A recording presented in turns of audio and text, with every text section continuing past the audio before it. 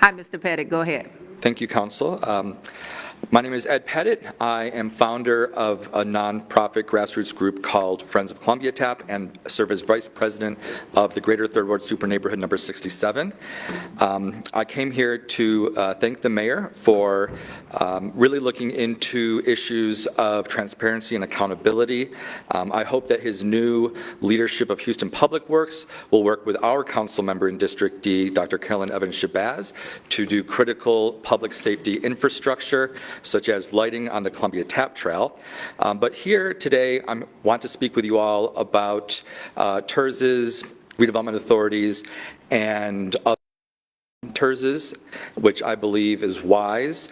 During the Turner administration, we raised multiple red flags about the Midtown Redevelopment Authority. No one listened to us, no one looked into it until we did our own investigation, submitted all of our evidence to the City of Houston Inspector General, and she found that what we were saying was correct, that they were siphoning and stealing potentially millions of dollars of public funds for an illegal lawn mowing scheme.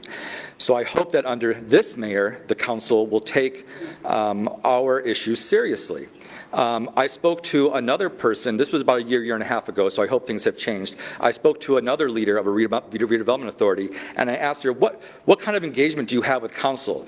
She said that the only council member who looked at her budget line by line and asked for follow-up questions and supporting documentation was Councilmember Elkhorn, the only council member she could think of that actually did their job. And so I want to make sure that we're looking at these TERS come from. They came from the 1984 Texas Transportation Code to allow for private citizens to donate right-of-way and funds for planning and design of those right-of-ways. And our city attorneys, based on the loose wording of Article 1529 of the Transportation Code, have interpreted that to allow for LGCs to run parks, to examine forensic evidence, and for the newest LGC, complete communities, basically everything under the sun. And these LGCs have all the powers, most of the powers of a city department and almost none of the oversight, even though they're supposed to abide by the Texas Nonprofit Corporation Act, the Public Information Act, and the Open Meetings Act. And I can tell you they are not. The Houston Parks Board LGC does not advertise when they're having their public meetings. I asked them multiple times last year in email, let me know when you're having your meeting. You do not publish them. We don't know when the next one is. I only found out when their next meeting was when one of their staff members told me it isn't working for the past 2 years, and when we leave messages, we don't get responses. Beth White said, oh, I'm sorry, it was... Your time has expired. It was a glitch. Councilmember Ramirez. Ed can have more of my time if he needs it. Yes, please. So we need to make sure that you're following up on the budgets of all these LGCs. There's over 20 redevelopment authorities that are LGCs, and there's more than half a dozen now that Complete Communities was added in the 11th hour of Turner's administration, more than half a dozen special interest LGCs. You need to look at their budgets line by line. You need to make sure they're following the Public Information Act and the Open Meetings Act. And also, they are required to make sure that they have a plan that they are giving preference to minority women-owned businesses. Are they doing that? We need to look at the board structure of these organizations. Look at the board of Houston Parks Board. Are they representative of our parks districts?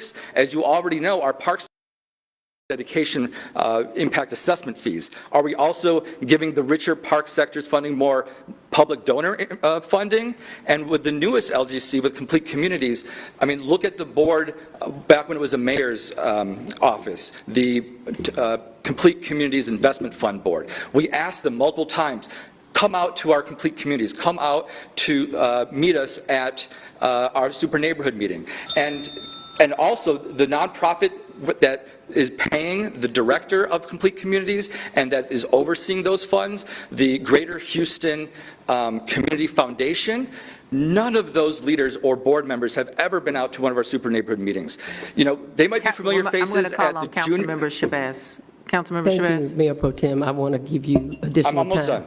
So these folks, these leaders of all these boards that are overseeing funds for Complete Communities, they might be familiar faces at the Junior League. They're not familiar faces in Third Ward. And I could profit We've only seen one budget from Complete Communities because it was leaked. We asked Shannon Buggs multiple times during her administration and council members to get budgets for us. No one could get budgets. One was leaked in March of 2021. And at that time, there was $16.6 million raised, over $2 million of which were unrestricted. We asked her, how do we get access to these unrestricted funds for the activities we have in our Complete Communities plans so that we can actually fund specific projects? She said, no, we don't have any structure in place for that. When the donors tell us what they want, that's what we do.